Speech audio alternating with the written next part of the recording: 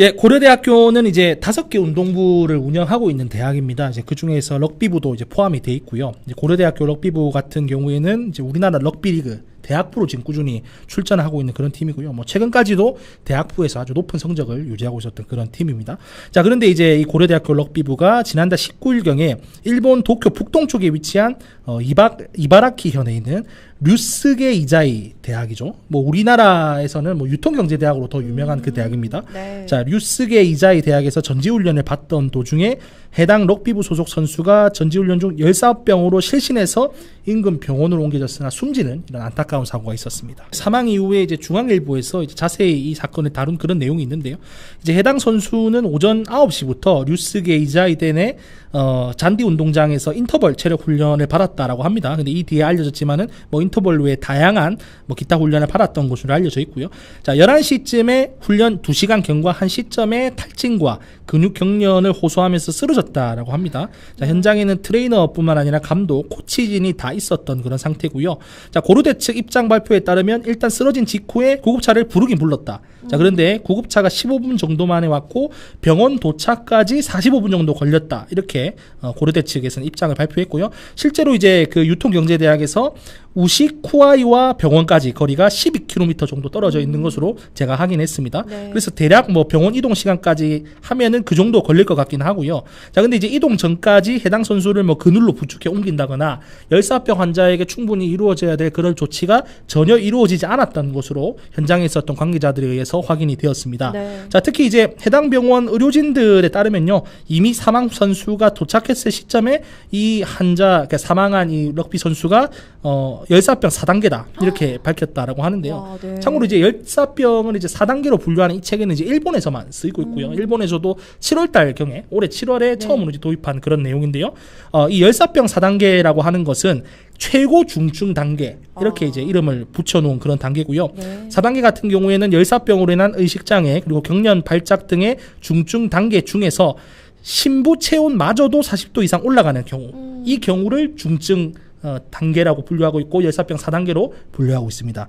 자, 그래서 일본의 응급의학회에 따르면요, 냉각요법을 실행할 경우에는 심부 체온이 40도까지 올라가지 않기 때문에 초동의 코치진이나 아니면 트레이너진의 초동 대처가 미흡했다라고 볼 수 있을 것 같습니다. 네, 그러면은 15분 정도 햇볕에서 좀 방치가 되었다는 건데요. 예. 그러면은 당일에 그 날씨는 조금 어땠고 훈련에 네네. 적절했는지도 좀 궁금해요. 예, 일본 저기 날씨 홈페이지에서 당일 기온을 확인해 보니까요. 네. 유통경제대학 인근 날씨가 낮 최고 기온이 34도인 것으로 알려졌고요. 완전 폭염. 그렇죠. 네요. 엄청 네. 폭염에 이제 일본 같은 경우는 흔히들 아시겠지만은 우리나라보다 훨씬 더 그쵸. 날씨가 굉장히 습한 것으로 알려져 있습니다. 네. 자, 그래서 현장에서 느끼는 그 체감 기온은 훨씬 더 높을 것으로 제 생각이 되고요. 그러니까 실제로 이제 훈련 일정대로라면은 34도 기온에서 훈련을 했을 것으로 이렇게 예상이 됩니다. 네. 왜냐하면 이제 11시 같은 경우에는 충분히 날씨가 더워졌을 그런 시각이기 때문에 그런 건데요.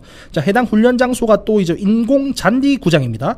자, 여기서 그렇기 때문에 충분히 달궈진 상황에서 우통을 벗고 푸시업 동작 그리고 달리기 등을 반복해서 진행을 했다라고 해요. 네. 자, 그렇기 때문에 현재 같이 사망 선수와 훈련을 받았던 다른 선수들 역시 등 부위나 기타 부위에 화상을 입었다라고 하는 기사를 찾아볼 수 있었습니다.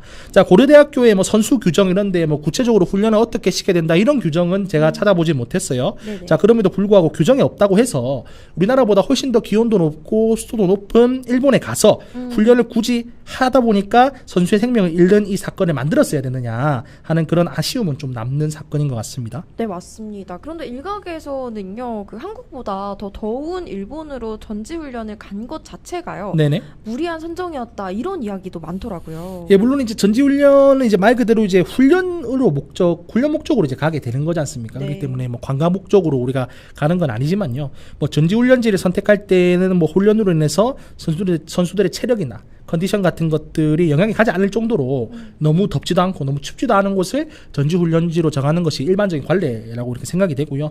또 우리나라뿐만 아니라 뭐 예를 들어서 뭐 우리나라보다 여름철에 시원한 그런 나라들이 많잖아요. 네. 그런 나라들에도 이날 이제 유통경제대학 훈련지였던 잔디구장은 다 있습니다. 뭐 몽골이라든가 중앙아시아 같은 곳에 가면은 우리나라도 훨씬 시원하지만 기본적으로 잔디구장 다 있거든요.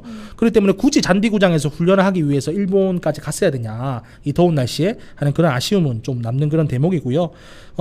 예를 들어서 뭐 이런 부분도 한번 생각해 볼 수 있을 것 같아요. 네. 럭비 경기가 예를 들어서 34도 이상의 굉장히 더운 날씨에 진행되는 그런 럭비 리그 경기가 있다. 또는 내지는 뭐 우리가 친선전을 하는데 뭐 8월 중에 해서 굉장히 더운 날씨에 친선전을 해야겠다. 이런 경우에는 사실은 이제 34도에 맞는 훈련을 하는 게 맞긴 맞죠. 네. 네, 그럼에도 불구하고 제가 관련된 내용을 찾아보니까 뭐 34도 이상의 기후에서 뭐 럭비 리그 경기를 뛰어야 된다든가 아니면 뭐 친선 경기를 한다든가 이런 스케줄은 제가 확인할 수 없었습니다. 네. 자, 그렇기 때문에 굳이 적응 목적도 아님에도 불구하고 뭐 일본의 이 더운 날씨에 무리하게 이제 훈련을 시켰다는 것은 선수들을 기합 주거나 뭐 땀을 뺀다던가 뭐 이런 후진적인 발상으로 선수들을 무리한 환경에 놓이게 해서 사망에 이르게 한 것이 아닌가 하는 그런 안타까움이 많이 남는 그런 대목입니다.